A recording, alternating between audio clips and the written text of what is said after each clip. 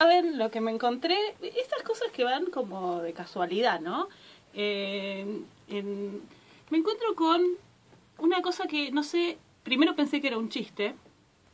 Cuando empiezo a investigar me doy cuenta que es real y dije, esto es una bomba. Resulta que en Dinamarca están teniendo un pequeño problemita que es la falta de babies, ¿no?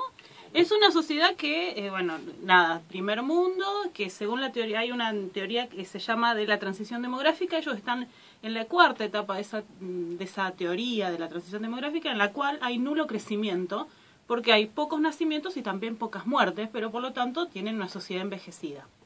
Entonces el gobierno dinamarqués... el equilibrio de los años, digamos. Creo que afecta un químico en la sociedad, se está afectando un químico la falta de bebés. ¿En qué sentido? El nitrato de ponerla, creo que está afectando la... Qué lindo tratar de decir cosas serias acá, ¿no? Mi mamá, chiquitita, no. Dale. Tratan más de lo que vos crees, y de eso se trata la columna de hoy. Me gustó lo de la bomba, de la luna me tenés así resulta como... que el gobierno quiere, por supuesto, chicos, vamos, más dinamarqueses en este país. Entonces, a ella no le decís hacen nada. un estudio, no dijo nada ella. O sea, yo soporto las señas, me puedo manejar con eso, pero si me interrumpen verbalmente... Tenés razón. Efectivamente. Resulta que hacen un estudio y llegan a la conclusión de que la gente tiene más sexo en vacaciones. ¿Sí? Entonces, descubriendo esto de que tienen más sexo en vacaciones, hay una agencia turística que dijo, esta es la mía, y lanzó una promoción. Y dijo, si venís de vacaciones con mi agencia, cuando terminan esas vacaciones te mandamos un test de embarazo, y si te quedás embarazada durante las vacaciones que compraste en nuestra agencia, vas a tener 3 años de pañales gratis y unas vacaciones con tu nuevo dinamarquesito. No solo eso, sino que esta agencia tiene una línea de promoción que es de descuentos por ovulación. O sea, si vos podés demostrar que los 15 días o los 10 días que contratás el servicio estás ovulando, tenés un descuento. Esto es increíble, ¿no? Por favor, te lo pido. Pero digo yo, ¿qué tan increíble es? No, no es tan increíble. A ver. Los dinamarqueses no son los primeros, no es la primera sociedad que intenta controlar la natalidad o no natalidad de sus habitantes, ¿no? No nos vamos a ir al caso extremo de China, donde la superpoblación realmente ha indicado políticas prácticamente asesinas con respecto al control de la natalidad, donde cada pareja puede tener solamente un hijo, donde tienen prioridad los varones, donde es una práctica habitual abortar si se sabe que uno está embarazado de una mujer, como una restricción casi totalitaria, bueno, no casi, una restricción totalitaria. Pero me voy a remontar al siglo XIII y a una época de gran hambruna en Europa. Fracasan las cosechas, está todo mal, hambre, epidemias, lo que deriva en lo que se llamó la crisis del siglo XIV, que fue una crisis para algunos historiadores, sobre todo los revisionistas como Hobsbawm, una crisis más del sistema agrario, pero derivó en la peste negra. O sea, a lo largo de la historia queda como la peste negra mermó toda la población europea. No fue solo la peste negra fue como la frutillita del postre, pero venía hambrunas, epidemias, etcétera. ¿La peste negra era la viruela? No, ¿cuál era la peste negra? No, era peste negra. Ah, está bien. Se llamaba así, las especificaciones médicas te las debo. Bueno, ya, pero se llamaba ahí tenemos un médico ya viene. Bueno. Resulta Pinky que... Piegaro, si está escuchando. Bueno, resulta que durante este tiempo, precisamente los que se encargaban de administrar la sociedad, estoy hablando de Europa Oriental, sobre todo céntrica, tuvieron que ver cuál era la relación entre población y alimentos. Simple. Para poder controlar la relación población-alimentos, establecieron una serie de mecanismos sociales de control de los nacimientos que consistieron en cosas tales como en principio elevar la edad matrimonial, ¿sí? Entonces la gente en ese periodo de la Edad Media se promovía que se casaran más grandes. Por ejemplo, 25, 26 y más años. Se promovía el celibato y la vida de soltero. Entonces, intentaban que la mayor cantidad de gente quede soltera. Esto como cosas más sutiles. Como cosas más fuertes se estableció leyes por las cuales había que pedir autorización para casarse, y si uno no podía acreditar una determinada situación económica, no se podía casar, por lo tanto estaba el celibato obligado de los pobres. Sí, por eso uno cuando ve cosas antiguas, vos decís, todas las siervas de esta casa, que son como 10, y el chico que, no sé, no están casados, no tienen nada, y no les permitían, señores y señores, porque no tenían dinero para pagar para la dote, su bula matrimonial, o como se llama. ¿Y la felicidad del placer? Bueno, no, sí, seguramente tenían alguna sexualidad, sí, obviamente, pero no había permiso para el casamiento, ese es el tema. Esta situación empieza a revertirse a mediados del siglo XV, cuando precisamente empiezan a mejorar las cosechas y quieren extender todo lo que es la producción agraria, y en Inglaterra se va a pensar a formar la primera agricultura comercial, que es el predecesor del capitalismo, y la industria de las manufacturas. Entonces, 1, 2, 3, necesitamos gente, porque queremos que alguien siembre el campo y queremos que alguien venga al telar. Entonces, automáticamente se empiezan a incentivar los matrimonios y baja la edad matrimonial. Entonces los padres empiezan a ubicar a sus chicas a los 14, 15 años. ¿Sí? De hecho, para que puedan tener más hijos. Este tipo de controles son los que son como el control de la natalidad, o el control de cómo controló la población, la cantidad de población que tenía en la alta edad media, digamos.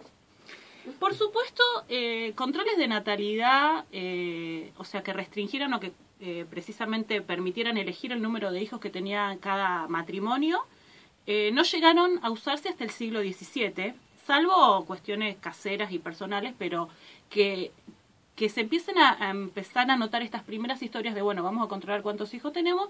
Lo vemos en el siglo XVII en la burguesía y la nobleza, en principio.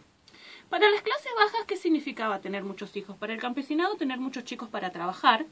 Y después, cuando se formó la clase obrera, también significaba esto, porque recordemos que ya llegamos al siglo XVIII, XIX, el trabajo infantil estaba completamente permitido. Entonces, tenían valor económico los hijos, porque desde temprana edad los podían mandar a trabajar, desde los 7, 8 años incluso, ¿sí? Apenas se las pudieran ingeniar para cualquier cosa, se los podía utilizar como mano de obra. Esta situación, precisamente es en el siglo XIX donde se empieza a gestar la idea de infancia y de protección a la infancia, y empieza a haber restricciones al trabajo infantil, etcétera. Lo que hace que hay una teoría geográfica sobre esto, hace que para estas familias tuviera más costo los hijos que antes. Si antes tener muchos hijos me daba beneficio, ahora costo-beneficio cambia, porque tengo más hijos pero los tengo que mantener hasta más grandes, y ahora le tengo que dar educación y los derechos del niño y pito y flauta, vamos a tener menos pibes. Y ahí llegamos hasta el siglo XX, donde en algún momento, antes del siglo XX, bueno, primero la invención del preservativo, después los anticonceptivos, que ya son mediados, fines del siglo XX, donde empieza realmente el control más personal, ¿no? Sin embargo, vemos que la cuestión de cuántos hijos se tienen o no, la costumbre de las familias numerosas o menos numerosas, tiene que ver también con una coyuntura económica y política. No solamente con la decisión personal de cuántos hijos quiero tener, o no es tan libre albedrío como parece, ¿no? Sino que las épocas tienen marcadas costumbres de cantidad de hijos por pareja, bueno, incluso de estas organizaciones familiares nucleares, como ya hablamos en alguna otra columna. En el siglo XX tenemos dos excepciones, tenemos una gran excepción de explosión de la natalidad, que es el baby boom norteamericano. Esto también tiene que ver precisamente con una coyuntura política. Fin de la Segunda Guerra Mundial. Obviamente sabemos que cuando Estados Unidos interviene en la Segunda Guerra Mundial, manda, por supuesto, a los soldados, y es la gran primera incursión de la mujer en la vida laboral, el uso de pantalones, por ejemplo, porque era más cómodo, qué sé yo. Cuando termina la guerra, bueno, hay un plan sistemático y absolutamente preparado para decir, chicas, a casa. Entonces vamos a ver todo el cine de los 50 con la casita perfecta, el jardín, la tartita horneándose, enfriándose en la ventana, la chica de pollera campana. El mantelito cuando salís a el la pink, campiña. Exactamente. Bueno, tendiendo la ropa, esas sábanas blancas afuera en el patio. Exactamente, y los electrodomésticos y no sé qué. Bueno, todo hay una campaña publicitaria, ya estamos hablando del uso del cine, de la televisión, de los medios gráficos, para implementar esta imagen de la mujer como el hada del hogar y con su máxima realización precisamente como esposa y madre. El regreso de la guerra, aparte de toda esta campaña publicitaria... Estamos en pecado, muchachas. Obviamente fomentó el reencuentro de todos estos hombres que volvieron y todas estas mujeres que estaban. Es obvio que ahí hubo como... Por eso se llamó Baby Boom, por eso hay un montón de pibes de esa época. Después se fue como también, digamos, autogestionando esa misma sociedad, y también es una sociedad que tiene de 2 a 3 hijos, ya 3 hijos de promedio es mucho. Realmente estamos hablando de que las sociedades europeas y la norteamericana en su mayoría, estamos hablando de un promedio de 1 o 2 hijos. Cuando tienen 2 hijos se habla en las teorías estas demográficas de tener como se da recambio, ¿no? Vos dejás al mundo un ser humano por cada ser humano que sos. 2. Claro, sos una pareja, dejas 2 pibes, ese es el recambio. Bueno, siempre da 2, de pares, ¿no? Y bueno, ese es el recambio, pero hay otros casos. Igual en Europa se usa mucho tener un solo hijo, porque en algún momento, y en esto es muy fría la teoría cuando lo explica, después cada uno en su corazón, en su mente lo reevaluará, dice, bueno, cuando pasó a ser más costo económico que beneficio tener hijos, dice, bueno, ¿cuál es la ventaja entonces de tener hijos? Lo que pasa es que sabemos que los sistemas económicos, sobre todo, necesitan que se sigan teniendo hijos, ¿no? Uh-huh. ¿Cuál es la ventaja? Y bueno, lo único que queda es como el beneficio efectivo, digamos, entre comillas. Entonces digo, bueno, pero con uno me alcanza, dije, para el beneficio efectivo. Bueno, cuando tenés suerte te alcanza con uno o no. Por supuesto, estas cosas no son generalizadas, no podemos decir que toda la sociedad se comporta de esta manera, ni que en cada momento histórico de los que acabamos de hablar sucedió esto, pero sí hablamos de generalidades y de costumbres, y volvemos a ver entonces, que es un poco el eje de esta columna, cómo las coyunturas económicas, sobre todo, la política, siempre creo que cuando más profundizamos, más vemos que la política va ayudando y acompañando a la coyuntura económica, pero es la coyuntura económica la que, totalmente de acuerdo, la que manda el momento político, y también las que marcan determinadas pautas culturales a través de distintos mecanismos que ya hemos ido viendo algunos. Bueno, a veces es un mecanismo represor, ¿no? Como una ley que te dice, bueno, tenés que pedir autorización y tenés que cumplir tantos requisitos para hacer esto. A veces es un mecanismo más de como convencimiento, que son las últimas sociedades. Ahora nos manejan más por la publicidad, ese otro tipo de incentivos. Bueno, en Dinamarca llegamos al incentivo de te descuento en las vacaciones si estás ovulando, flaca. Y si me llegás a mandar el Levatex que te dio positivo, tenés 3 años de pañales. Bueno, chapó dinamarqueses, necesitan niños y están recurriendo a todos los métodos. Una estructuración, digamos, y un control de la sociedad y de las libertades hasta en el placer bastante complicado, ¿no es cierto? Sí, totalmente. Sí. Mira, como dijo Foucault, por algo, las 2 cosas que quiere siempre organizar un sistema dominante es la sexualidad y la palabra, ¿no?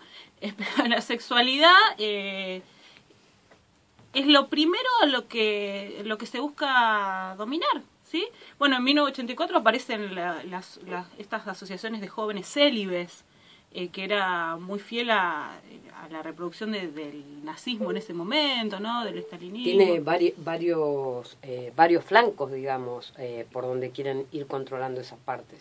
Digamos, la sexualidad y la palabra en sus diferentes términos. Digamos, la parte religiosa, ¿te acordás que la otra vez en otra columna también estuviste hablando? Bueno, también tiene que ver con el control social de... Bueno, precisamente la religión en esta cuestión de los hijos tuvo mucho que ver, ¿no? Sobre todo el protestantismo... Tiene también que ver, ¿no? Sí, tiene que ver. Pero el protestantismo en la época de la Revolución Industrial, cuando fue uno de los baluartes para que la clase obrera formándose se sometiera a las condiciones de trabajo y qué sé yo, también fue un baluarte de la construcción de imagen de familia que era funcional a ese sistema, de la cantidad de hijos que era funcional a ese sistema.